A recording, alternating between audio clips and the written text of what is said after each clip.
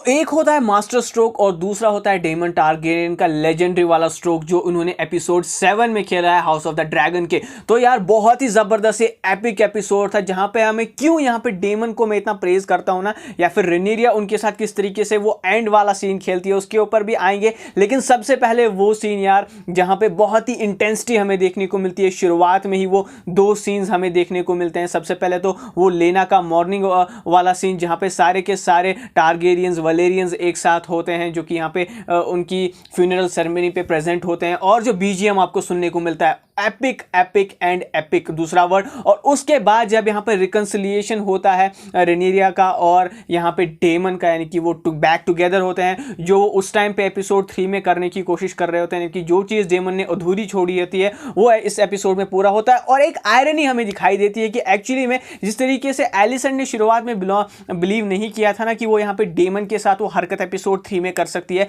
वैसा ही कुछ यहाँ पे जब उनसे डेमन कहती है कि क्या तुम्हें अभी भी लगता है कि यहाँ पे जो है एलिसेंट ने ये सारी चीजें नहीं की है, यानी कि उन्होंने सर हार्विन और उनके फादर को हैरन हॉल में जलाकर नहीं मार डाला है। तो उसके बाद वो कहती है कि मैं ये सारी चीजें बिलीव नहीं करती हूँ, ये सारे एक र्यूमर्स हैं। यानी कि वो आयरनी वाली चीज किस तरीके से पिछले एपिसोड से कंटिन्यूअसली, हालांकि टाइम जंप बहुत है लेकिन यहाँ पे उस टाइम जंप को भी किस तरीके से एक ईस्टर एग के तौर पे एक प्रॉपर कंटिन्यूएशन के तौर पे रख रहे हैं, दैट वाज सर्टेनली एपिक। और यार अभी तो एक बहुत ही जबरदस्त सीन आना बाकी था जहां पे वेगार को एमन टारगेरियन जिनके पास अपना ड्रैगन नहीं होता है वो उसको चुरा लेते हैं। और क्या जबरदस्त सीन यार, बिल्कुल आपको वो जॉन स्नो जब वो पहली बार ड्रैगन को राइड करते हैं ना, जब उन्हें वो ऑफर करती है यहाँ पे डेनेरियस की तुम पहली बार राइड करो, तो वो वाली फील आती है कि किस तरीके से वो ड्रैगन के पूरे कंट्रोल में और एक छोटा बच्चा यहाँ पे ड्रैगन को कमांड कर रहा है। सोचो यार, मतलब that was really epic scene. और किस तरीके से ड्रैगन्स के होते हुए भी आप स्टोरी को अच्छी तरीके से दिखा सकते हो बीजीएम के तौर पे,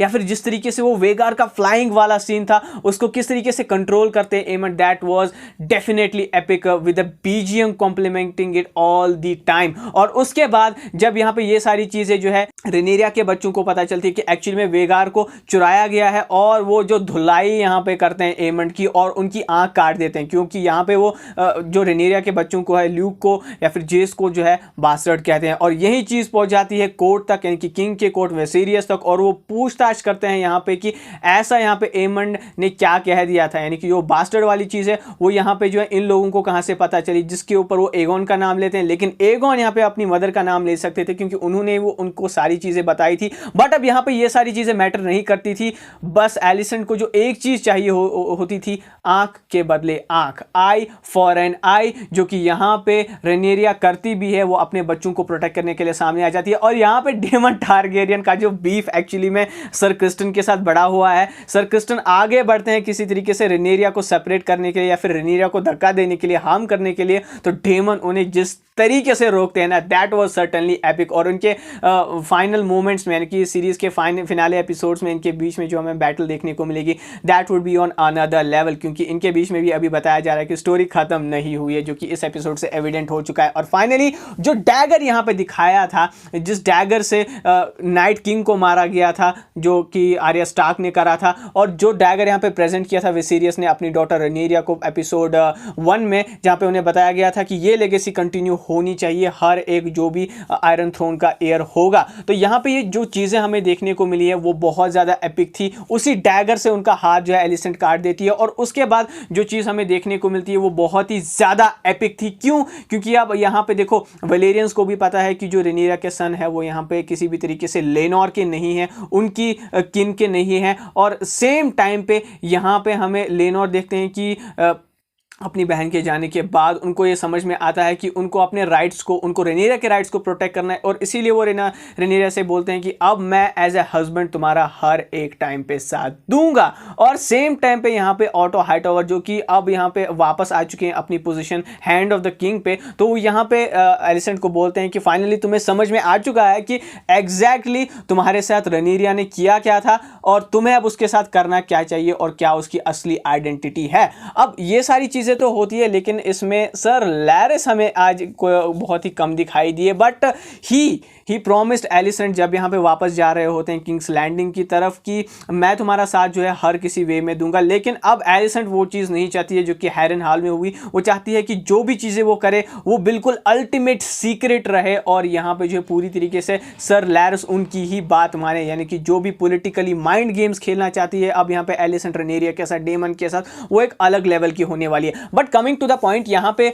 ये जो चीज़ मैंने आपको बताई ना कि लेजेंडरी स्ट्रोक यहाँ पे डेमन ने खेला है, तो एक्चुअली में डेमन और रेनेरिया जब यहाँ पे अभी होते हैं वलेरियन में या फिर जो है सी स्टोन में, तो यहाँ पे वो उनसे कहते हैं कि एक्चुअली में अब हमें जो है मैरी कर लेना चाहिए। जिस तरीके से एगन द कॉन्करर ने अपनी सिस्टर्स के साथ अपने हाउस के ब्लड को, अपनी हाउस की डायनास्टी को, लेगेसी को सीमेंट किया था, उसी तरीके से हमें एक होकर जो है यहाँ पे अब बैटल करनी पड़ेगी against the all odds and make our claim to the throne more strong. यानी कि यहाँ पे वो बात करते हैं लेनोर को मारने की, यानी कि अपने ही हस्बैंड को खत्म करने की, लेकिन ऐसा कैसे कर सकते हैं? मतलब क्या वो सच में मरे हैं? अब यह हमें एपिसोड के एंड में रिवील करा जाता है कि एक्चुअली में जो चीज़ें यहाँ पे डेमन ने लेनो का जो बॉयफ्रेंड होता है सर कार्ल, उसके कान में डाली होती है कि यार तुम्हें बहुत सारा मैं गोल्ड दूंगा और तुम्हें कहीं दूर भेजूंगा जहाँ तुम्हारा नाम क्या है, तुम्हारी लेगेसी क्या है, ये बिल्कुल ही मैटर नहीं करता है, लेकिन वहाँ पे गोल्ड बहुत ज़्यादा मैटर करता है। और वो यहाँ पे मारने चले जाते हैं किसको? लेनोर को। लेकिन क्या लेनोर सच में मरते हैं? क्योंकि यहाँ पे एक स्पेसिफिक चीज़ रेनेरिया ने मेंशन करी होती है कि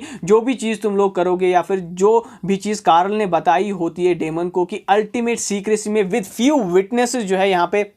लेनोर की डेथ प्लान होनी चाहिए, कि एक्चुअली में जो लेनोर होते हैं वो मरते नहीं है बल्कि उनकी जगह किसी और का गला सबसे पहले किंग्स हॉल में ही काट देते हैं